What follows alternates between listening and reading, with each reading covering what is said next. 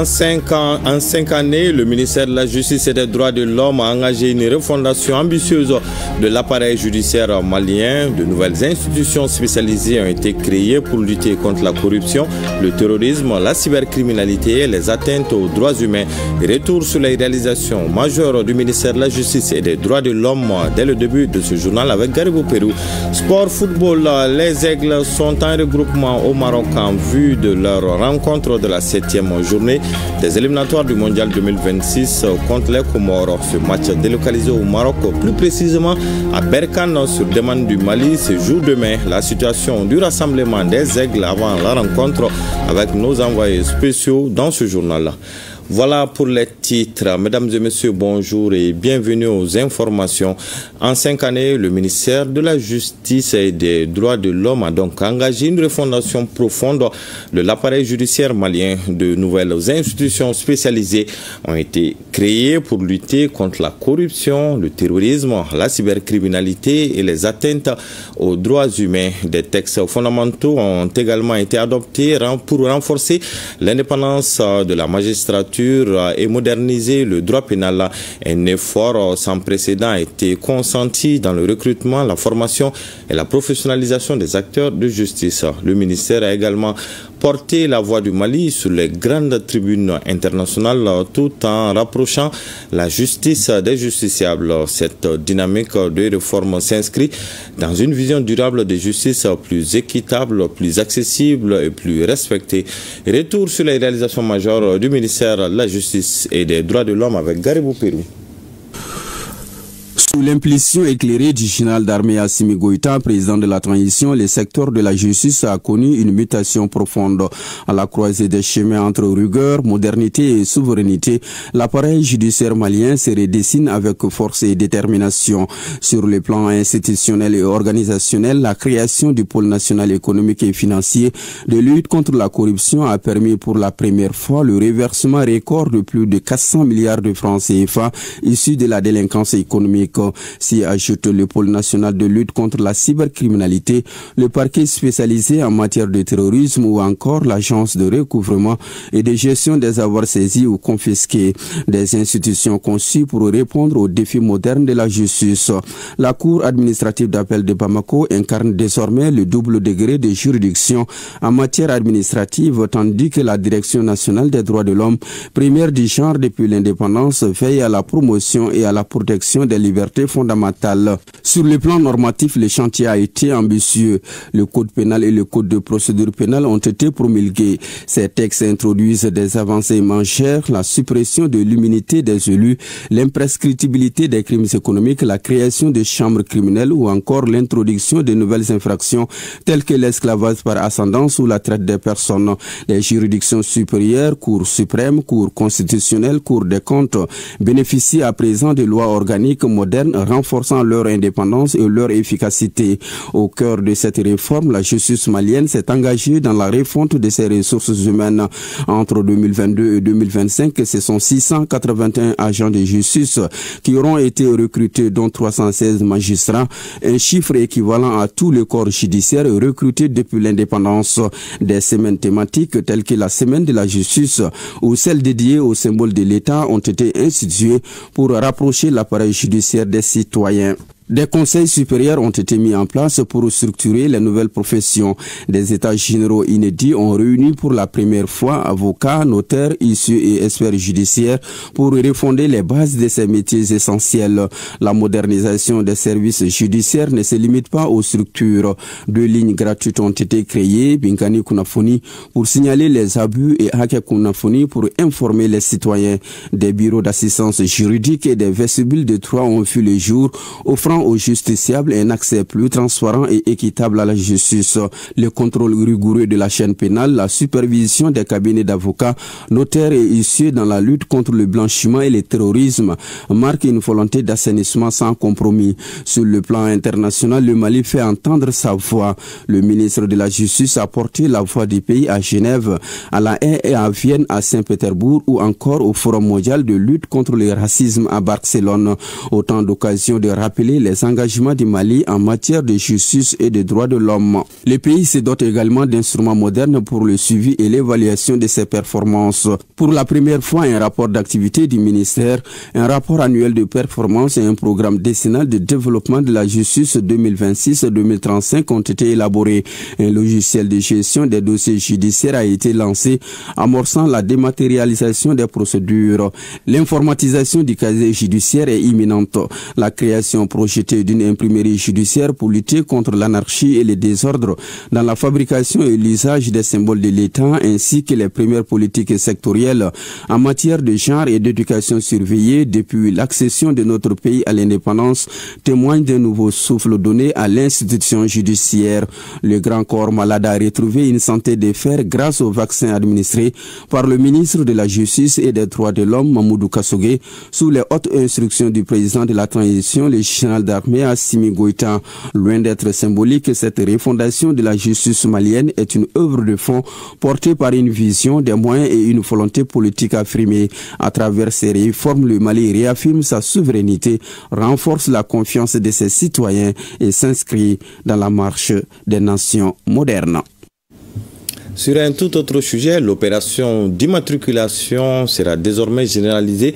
L'objectif est de faciliter l'acquisition par les citoyens des parcelles sans tracasserie et en règle avec la loi domaniale et foncière qui ne reconnaît que le titre foncier comme document de propriété. Toutes ces informations ont été données au cours d'une conférence de presse animée par les responsables de la commission en charge du dossier. Les détails avec Aloussé Touré. Sous l'égide du ministre en charge de l'urbanisme, la Commission nationale d'immatriculation des parcelles a commencé ses travaux en septembre 2024. La phase pilote a donc été conduite une année durant et a concerné les quartiers de Zerni et de Kalabankoro Sud Extension. Au total, 3262 titres fonciers ont été effectivement créés.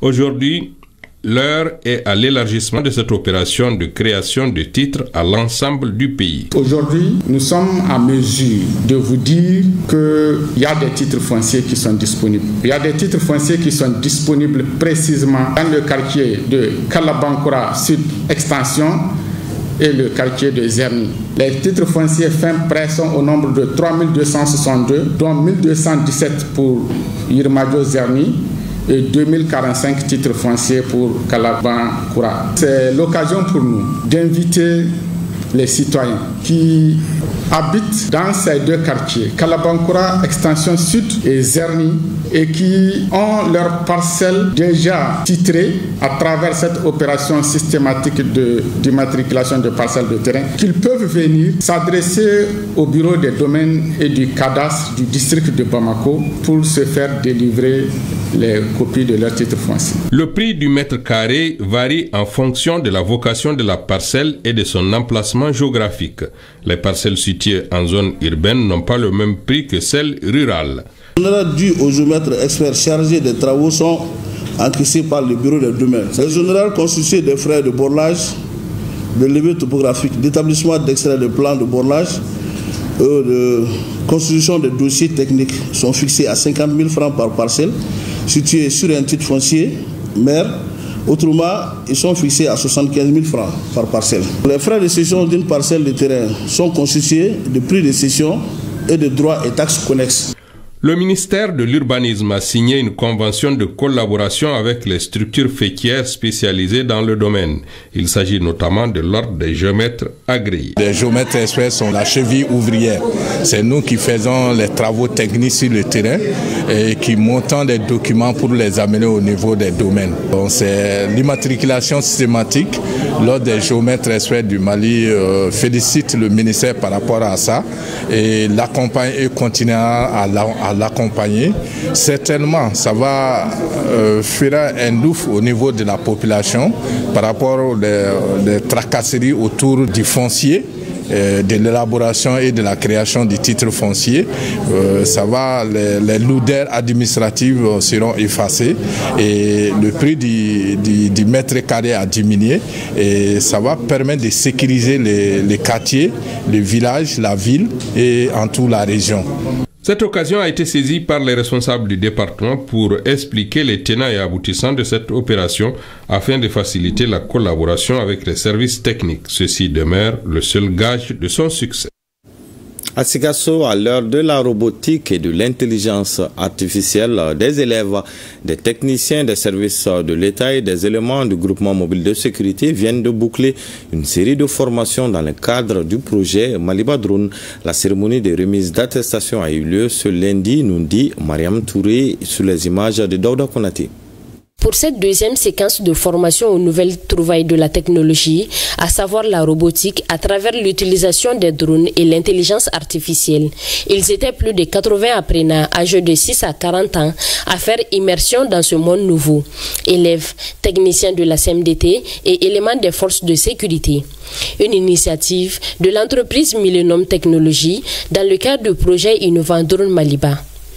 Il s'agit entre autres véritablement de vulgariser tout ce qui est maîtrise des rouages technologiques axés sur l'intelligence artificielle, la robotique, mais aussi les systèmes embarqués et les objets connectés par rapport à leur application dans l'agriculture, dans l'environnement, dans le climat, la sécurité, mais également tout ce qui touche aujourd'hui des domaines qui sont essentiels pour le développement socio-économique. Les modules dispensés au cours des différentes sessions ont porté sur l'aéronautique, la dronautique, le télépilotage, l'intelligence artificielle, l'investigation numérique et la géolocalisation, entre autres. Dans notre domaine purement sécuritaire, les éléments sortent en termes de renforcement des capacités au skill, le domaine des nouvelles technologies de l'information et de la communication demeure aujourd'hui un domaine incontournable que personne ne s'y exclut soi-même. Pour le Conseil régional, soutien principal du projet à hauteur de 10 millions sur les 14 du coût global de cette initiative, dans un monde de plus en plus concurrentiel où il n'y a de place que pour l'excellence, est un passage obligé. Je crois que chacun est satisfait aujourd'hui de ce qu'il a reçu. Mais comme on l'a dit, c'est un début de formation, ce n'est pas la finalité. Il y a d'autres séquences de formation, des upgrading qui vont venir, où il y aura quand même des deuxième phases, troisième phases quand même pour améliorer les connaissances de toutes ces personnes qui ont eu cette formation initiale de base. La proclamation des résultats des évaluations qui a vu la gente féminine rafler les premières places de toutes catégories, un concours de robotique entre les équipes de Bamako, Kati et Sikasso et la remise des attestations ont meublé la cérémonie de fin de formation. Restons dans le même registre, cette fois-ci à Koulikoro, où environ une cinquantaine d'enseignants de l'enseignement secondaire général, technique et professionnel suivent une formation sur l'approche par compétences. L'initiative dénommée Journée d'animation pédagogique est portée par l'inspection pédagogique régionale de l'enseignement secondaire de Koulikoro. La session qui a commencé le 1er septembre se poursuit jusqu'à demain 5 septembre à Baguineda. Le commentaire de Aminata Brey. Avec 17,54 de moyenne, Mahamadou Kouma a été admis au diplôme d'études fondamentales session juin 2025, faisant de lui premier du centre d'animation pédagogique de Banangabougou et deuxième de l'académie d'enseignement de la rive droite de Bamako. 2 mois après la proclamation des résultats, ses efforts sont récompensés par les autorités éducatives. Avec lui, 9 autres élèves venus de plusieurs établissements de la capitale. Très content, je suis fier de moi aussi. J'encourage tout le monde d'apprendre ces leçons. Dans l'avenir au lycée, je vais étudier la science pour devenir ingénieur. Les professeurs nous ont encouragés. Ils nous ont dit que l'examen, ça se prépare dès le début de l'année. Depuis le début de l'année, on a fait de notre mieux, on a commencé à apprendre nos leçons en même temps. Je les remercie. Et sans oublier les parents. Ils repartent tous avec un kit de fournitures scolaires composé de sacs, des cahiers et d'autres matériels scolaires. Un appui qui vise à féliciter les lauréats et encourager les candidats malheureux à emboîter le pas. Cette année, nous avons célébré une dizaine de lauréats qui ont eu une moyenne comprise entre 16,38 et 17 et plus. J'ose croire que si les conseils prodigués sont suivis par ces lauréats, nous allons avoir parmi eux dans les jours à venir des cadres valeureux dont le Mali a besoin. En tant que parents, nous avons fait un suivi assidu de nos enfants et nous les avons accompagnés tout au cours de l'année lors de leurs devoirs pour qu'ils apprennent les leçons et signaler les insuffisances auprès des enseignants. Quatrième du genre, la journée de l'excellence du Cap de Banangabougou se veut être un cadre de célébration de ceux qui se dévouent au travail. C'est pourquoi les établissements scolaires dont sont issus ces 10 lauréats ont reçu aussi leur part d'encouragement. Vous l'aurez compris, c'était plutôt la journée de l'excellence du Cap de Banangabougou qui a remis des kits aux 10 meilleurs élèves du DEF session de juin 2025. Le gouverneur de la région de Koulikoro est allé encourager hier l'équipe régionale de Koulikoro suite à sa qualification pour les demi-finales de la Super Coupe Général d'Armée Assimi Goïta au lycée sportif Ben Omar Sy de Kabala. Colonel Lamine Kapori Sanogo a salué l'exploit des joueurs et prodigué des conseils. Les joueurs ont promis de conserver le trophée de la compétition. Les précisions avec Oumarenza Traoré qui était de la visite. C'est aux environs de 11 h que le gouverneur de la région de Koulikoro, le colonel Lamine Kapori Sanogo, a fait son entrée au lycée sportif Ben Omar Sy de Kabala. Après les salutations d'usage, l'exécutif régional de Koulikoro a mis le cap sur la salle de conférence du lycée où il était attendu par les joueurs et l'encadrement technique de l'équipe régionale de Koulikoro. Donnant la parole aux joueurs, ils ont sollicité son accompagnement pour le reste de la compétition. Nous allons aborder ce match avec beaucoup de sérieux. Nous sommes déjà prêts pour jouer contre Tombouctou. Nous saluons le gouverneur et les supporters pour leur soutien sans faille. Pour sa part, le chef de l'exécutif régional a d'abord salué l'exploit des joueurs suite à leur qualification pour les demi-finales de la Supercoupe Général d'Armée Assimi Goïta avant de les exhorter à plus d'engagement. Une chose est de gagner une coupe, la plus difficile est de la conserver. Donc c'est un challenge pour ces jeunes.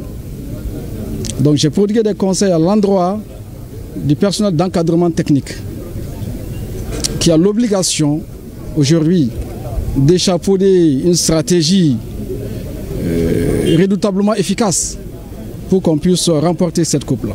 A noter que sur place, des joueurs de l'équipe régionale de Koulikoro ont bénéficié des fonds mobilisés par les ressortissants de leur région. Sport football, les Aigles sont en regroupement au Maroc en vue de leur rencontre de la 7e journée des éliminatoires du Mondial 2026 contre les Comores. Ce match délocalisé au Maroc, plus précisément à Berkane, sur demande du Mali, se joue demain. Le rassemblement a commencé dimanche et le nid des Aigles est presque garni avec la présence de 23 joueurs sur 25 retenus. Dans le groupe Aigle, on note la présence de nouveaux défenseurs Ousmane Kamara. L'atmosphère est positive au sein du groupe. Quelle est la situation du rassemblement des Aigles avant la rencontre de demain? Élément de réponse avec nos envoyés spéciaux au Maroc, Arédou Matina et Sambou Diakité. Ici, au Maroc, à Saïdia, dans la province de Berkane, l'équipe nationale a poursuivi dans les meilleures conditions son rassemblement en vue de sa rencontre du 4 septembre contre les Comores, au compte de la 7e journée des éliminatoires de la Coupe du Monde 2026. Le groupe Aigle est presque au complet et le sélectionneur national qui se réjouit de cette retrouvaille, voire cette rentrée des classes des Aigles. Beaucoup de peuples parlent du match du Ghana, mais je pense qu'on va concentrer au début pour le match contre Comores. Et après le match contre Comores, on peut penser des matchs du Ghana. Mais c'est clair, on a sélectionné une équipe, je pense, avec beaucoup d'expérience entre moi, qui connaît le système, la manière de jouer. Mais chaque match avec l'équipe nationale, c'est très important. On a toujours le rêve pour aller aux Coupes du Monde. On a besoin des victoires et on est ici jeudi pour jouer pour un bon victoire contre Comores. Ils sont 25 joueurs à être convoqués. Malgré l'absence de certains cadres dont le capitaine Yves Bissouma, on note tout de même un nouveau visage dans le nid des Aigles. Il s'agit du défenseur central Ousmane Kamara qui vient d'opter pour le Mali. C'est un honneur et une fierté pour moi de représenter l'équipe nationale du Mali. Je suis arrivé hier, c'est-à-dire que c'est trop tôt pour donner mon ressenti, mais les premières impressions sont très positives, très bonnes. Les gens sont très fiers de représenter son maillot. C'était un bon choix pour moi au bon moment, parce que j'ai fait toute ma formation en France. J'ai tout fait en France, j'ai grandi en France. Ça veut dire que c'était un choix logique. Mais là, maintenant, c'est le choix du cœur qui revient. et on représente le Mali. Il manque, c'est clair, mais j'ai confiance dans notre équipe. On a des bons joueurs, on a des joueurs qui jouent dans le temps des rôles importants. Il y a aussi des jeunes joueurs qui sont développés les derniers mois. C'est une bonne ambiance qui règne au sein du groupe ici à Saïdia, où les Aigles ont effectué ce mardi leur première véritable séance d'entraînement. Et ce mercredi, le sélectionneur Tom Saint-Fiet et ses joueurs feront la reconnaissance du stade municipal de Berkane qui accueille ce jeudi cette importante affiche Mali-Comore à 19h, heure de Bamako, soit 20h, heure locale. En tout cas, bonne chance aux Aigles du Mali. Ainsi prend fin ce journal. Prochain rendez-vous avec l'information, c'est à 20h. En attendant, passez d'excellents moments en compagnie de nos programmes.